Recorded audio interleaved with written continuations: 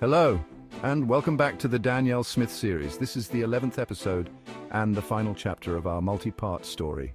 Danielle Smith's Nightmare, Part 2. We continue our Halloween special in the mind of young Danielle Smith as she was now 23 years old and a brave monster hunter. This is being done so our story makes sense. Danielle Smith, the brave monster hunter who was being hunted by monsters until she turned tables on them as she managed to kill Medusa and a vampire. She now had the severed head of Medusa as her most powerful weapon against those horrible creatures. She was preparing her gun to fend off both a zombie and a werewolf who were both coming right for her.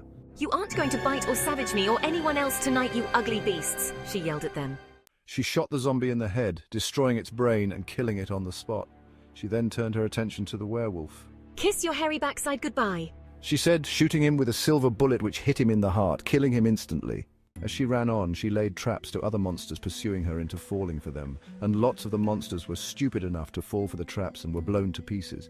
An army of demons soon had her surrounded with no escape.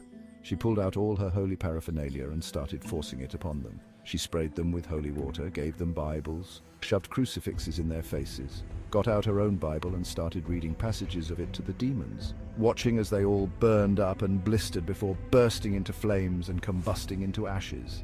She put away her holy paraphernalia and went on her way. As she approached the gateway, she found her way barred by the Grim Reaper. "Don't take me, please." But he placed a hand on her shoulder, harvesting her soul.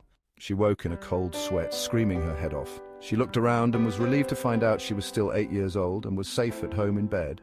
John and Linda came rushing in to calm her down as she was clearly traumatized by her nightmare. "It was just a nightmare, sweetheart." Monsters can't really come after you. They're not real. They sat and hugged her until she was calm enough to try getting back to sleep.